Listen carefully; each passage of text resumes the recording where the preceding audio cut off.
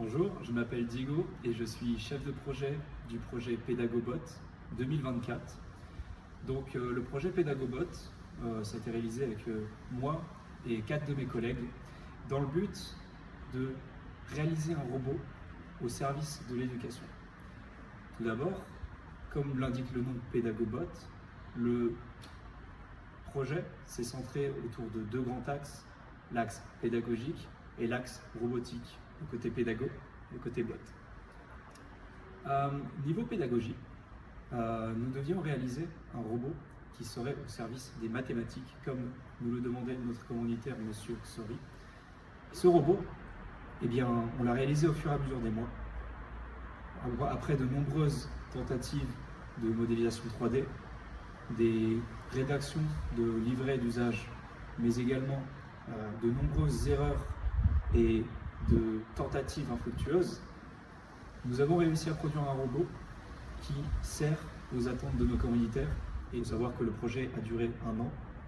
Et du côté informatique, une des contraintes qu'on avait eues, c'était de simplifier l'usage pour les collégiens du collège Léopold Senghor, pour que celui-ci puisse l'utiliser à base du codage Scratch, qui est un codage par bloc. Après de nombreux essais, nous avons réussi à permettre aux élèves de piloter ce robot grâce à un codage par bloc. Le but du robot était aussi de mettre en valeur le Fab Lab dans lequel il était construit, le Fab Lab du collège Léopold Senghor.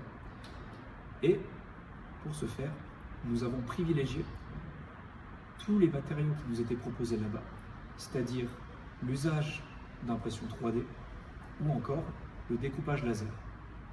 Et le robot, mis à part certaines pièces électroniques, est complètement réplicable dans n'importe quel Fab Lab de France.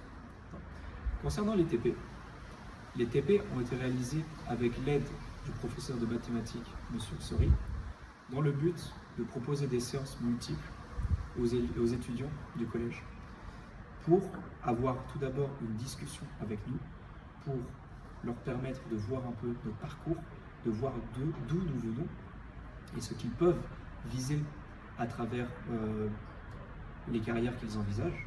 Nous avons également été menés à donner des TP. Les TP que l'on a préparés, on les a également transmis aux élèves. On a réalisé des TP avec eux. Et cette séance que l'on a réalisée avec eux s'est très bien passée.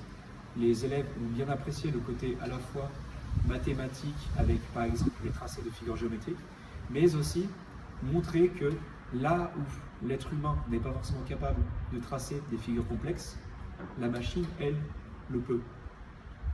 Et on montre également aux étudiants qu'il est possible, avec les moyens qu'ils ont au collège, de réaliser un robot qui permet d'achever des choses que l'on ne pourrait pas faire avec nos propres mains. Le projet ne vise pas uniquement à être éphémère et à durer sur le présent.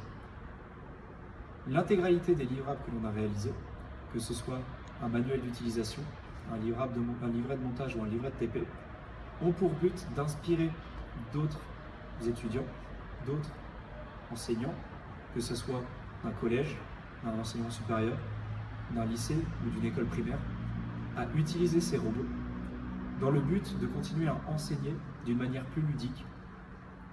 Dans ce but, nous mettons à disposition l'intégralité des ressources et l'intégralité de notre travail réalisé pendant 1 an en libre service pour que les gens puissent l'améliorer, chercher peut-être à améliorer les lacunes actuelles du projet, mais aussi à trouver d'autres utilités à notre robot, à nos TP et faire évoluer le projet